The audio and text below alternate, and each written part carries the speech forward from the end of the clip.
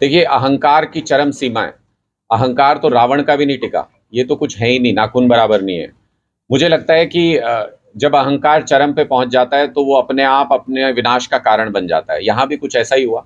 आम आदमी पार्टी ने अपने अनाउंसमेंट में बहुत स्पष्ट तौर पे ये कहा था कि हम मुख्यमंत्री के किसी भी कार्यक्रम को डिस्टर्ब नहीं करेंगे। हम वहाँ सवाल पूछने के लिए जा रहे हैं, जनता के सवाल पूछेंगे। मुझे लगता है कि सीएम साहब को सम्मान के साथ कोई भी सवाल पूछे किसी भी पार्टी से, वो आज बीजेपी के मुख्यमंत्री नहीं है, हरियाणा प्रदेश के मुख्यमंत्री हैं। उनको चाहिए था वो उन सवालों का जवाब देते।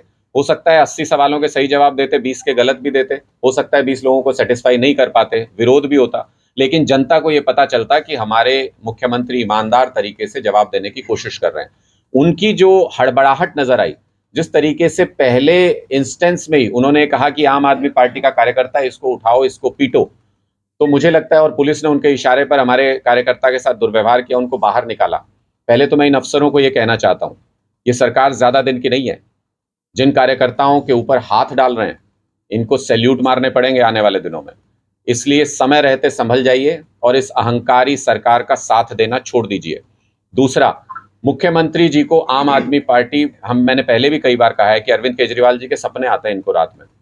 इनको डर लगता है, और हर भ्रष्टाचारी सरकार को ईमानदार, ईमान के पक्के कार्यकर्ताओं से डर लगना चाहिए, आम आदमी पार्टी से डर लगना चाहिए। हम इसमें गौरव महसूस करते हैं। और अगर मुख्यमंत्री जी के मुंह से किसी भी व्यक्ति के लिए देखते ही ये निकलता है कि आम आदमी पार्टी कार्यकर्ता इसलिए सवाल पूछ रहे हैं, तो मुझे लगता है ये उनका डर है जो जनता के सामने उजागर हो गया।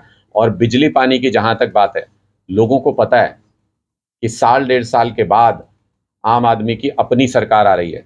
बिजली पानी तो हरियाणा में मुफ्त होगा। मुख्यमंत्री जी, आप में जितनी ताकत हो, जितनी हिम्मत हो, जितनी आपके पास पुलिस फोर्स हो, जितनी आपकी सरकार में ताकत हो, आप पूरी झोंक दीजिए। साल डेढ़ साल के बाद आम आदमी की सरकार बिजली और पानी हरियाणा में मुफ्त करने जा रही है। फिर क्या करने जा रही है, इन्हीं के पास था, ये अपने तरीके से उसको इस्तेमाल करने जा रहे हैं। मुझे लगता है कि पहले भी जब नोटबंदी हुई थी, अब गरीब आदमी के पास तो 2000 का नोट है नहीं, मार्केट में दिख भी नहीं रहा था 2-3 दिन पहले तक। जैसे ही इन्होंने अनाउंसमेंट किया तो सारा मार्केट में नजर आने लगा। तो जैसे ही जब जब किसी चीज पे कोई दिक्कत आती है तो उसको गरीब के हाथ में दे देते हैं। और जब उस चीज से मुनाफा हो रहा होता है तो वो इनके नेताओं के, बड़े बड़े व्यापारियों की तिजोरी में होते हैं। तो मुझे लगता है कि ये जो 2000 के नोट का ये खेल खेलते हैं बार बार। पहले इन्होंने 1000 का नोट बंद करके 2000 का नोट लाया, फिर अब ये 2000 का नोट बंद कर रहे हैं। अरविंद केजरीवाल जी बिल्कुल सही कहते हैं कि देश की बागडोर एक पढ़े लिखे व्यक्ति के हाथ में होने चाहिए। अनपढ़ व्यक्ति को कोई भी आके कुछ भी समझा देता है। कभी बोलता है कि इस दीवार को तोड़ दोगे तो देश ठीक चलेगा, कभी बोलते हैं कि ऊपर आसमान में छेद करो देश ठीक चलेगा, कभी बोलते हैं जमीन में ड्रिल कर दीजिए 100 मीटर नीचे तक देश ठीक चलेगा, कभी बोलते हैं 1000 का नोट बंद कर दीजिए देश ठीक चलेगा, कभी बोलते हैं 2000 का नोट शुरू कर दीजिए देश ठीक चलेगा, कभी बोलते हैं 2000 का नोट बंद कर दीजिए देश ठीक चलेगा। कभी इनको बादलों के पार रडार की ताकत नजर नहीं आती, प्लेन नहीं पकड़ पाते रडार को। तो मुझे लगता है कि ये सारी चीजें स्पष्ट करती हैं कि देश को इस वक्त एक पढ़े लिखे प्रधानमंत्री की बहुत ज्यादा जरूरत है। हमने 75 साल तक इंतजार किया। हमें बेसिक सुविधाएं भी ये दोनों पार्टियां मिलकर, भारतीय जनता पार्टी रही हो या कांग्रेस रही हो, ये दोनों पार्टियां हमें उपलब्ध नहीं करा पाई। हमें ये मूलभूत सुविधाएं अपने लिए हासिल करके देश को विकसित देश बनाना है। अब वो दौर आ गया, पूरा देश इस ताकत को पहचान रहा है।